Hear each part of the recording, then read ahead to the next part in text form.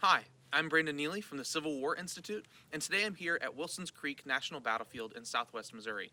This video will be the last in a short series about this 1861 Missouri battle and about some of the ways that the Civil War affected people in border states like this.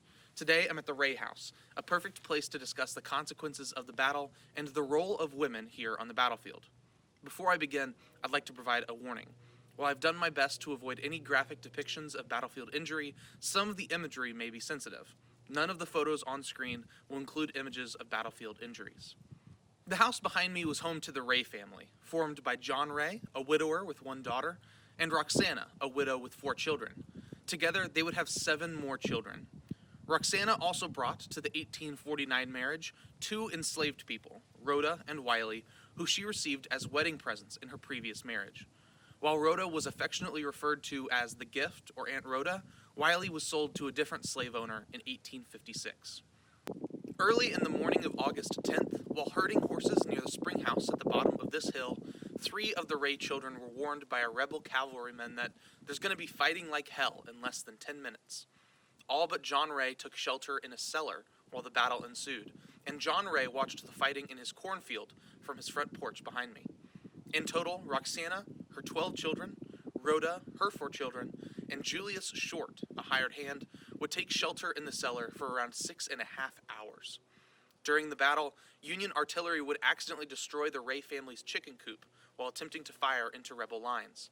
The rebel army promptly raised a yellow flag above the home, signaling that the house was being used as a field hospital and not to be fired upon in any way.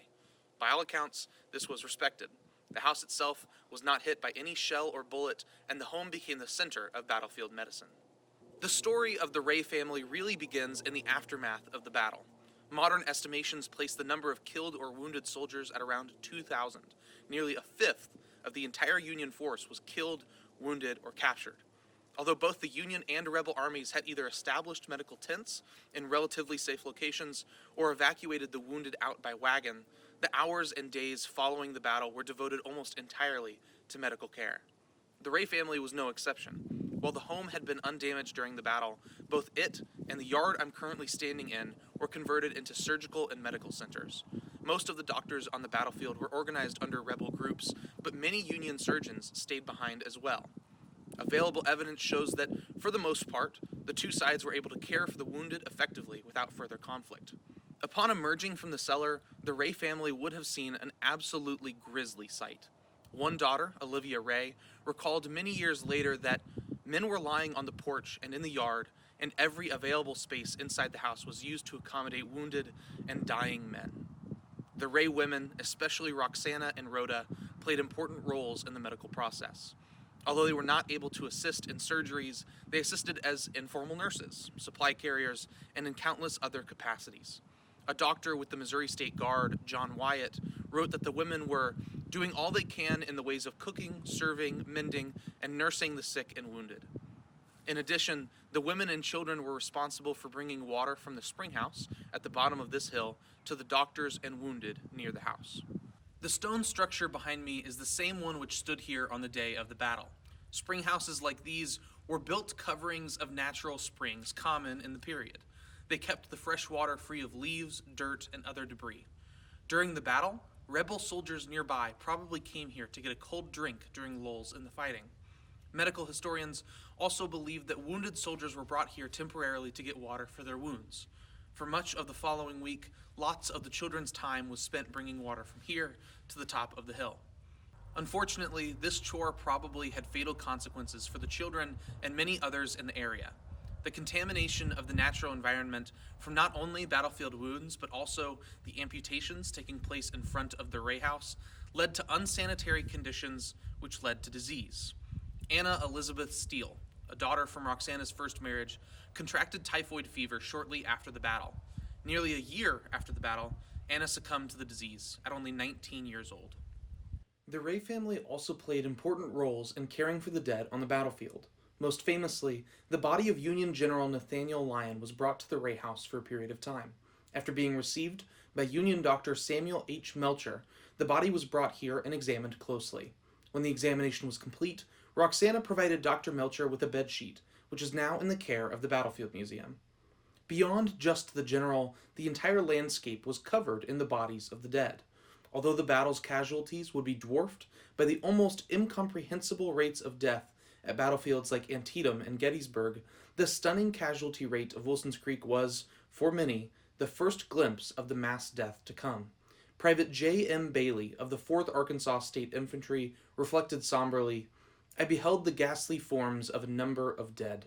Looking at the upturned faces of those men from which the lifeblood had ebbed away, stained as they were with the blood and dust, the grime of battle, what a picture for the inexperienced eyes of a boy fresh from the peace and quiet of home."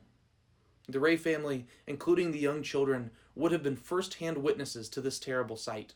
The Ray family cornfield, a hotbed during the battle, was noted by many as the site of dozens of dead left abandoned on the battlefield. The burial of the dead would not be completed for over a year, and many of these could hardly even be considered burials. Sinkholes like the one behind me were used as mass graves in the wake of the battle.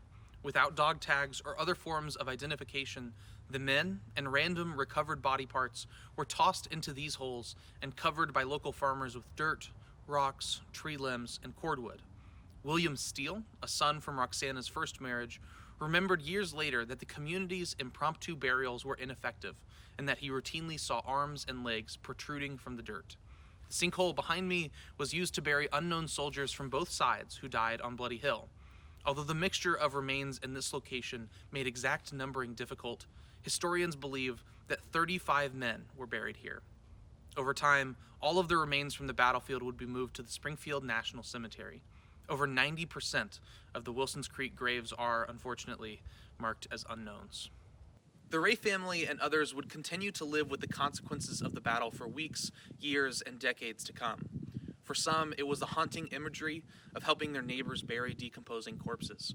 For others, it was sickness and death from the unsanitary conditions of these burials and amputations. The family struggled in the following winter after the majority of their summer crop had been trampled or destroyed.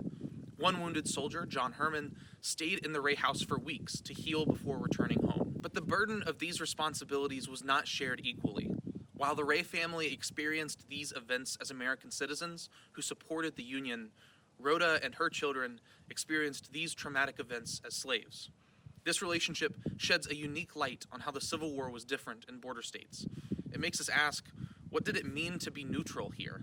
It can be difficult to reconcile the fact that the Ray family supported the Union while still enslaving an entire family.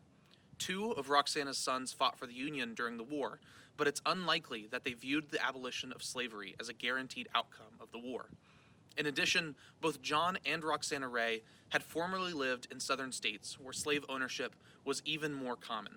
Slavery was still common in Missouri, and especially in the southern region of the state. In 1860, there were 1,668 enslaved people here in Greene County, over 12% of the entire population. In addition, Rhoda remained enslaved until Missouri outlawed slavery on January 11, 1865. This may come as a surprise because President Lincoln enacted the Emancipation Proclamation, freeing the slaves, on January 1, 1863. However, the Emancipation Proclamation only freed enslaved Americans in rebelling states. This created a difficult situation in Missouri, which was one of a few states to have a split government. Because the United States government recognized the pro-Union provisional government in Missouri, and not the pro-Confederacy exiled government, Rhoda did not receive her freedom in 1863. An additional 2 years would have to pass before she finally became free.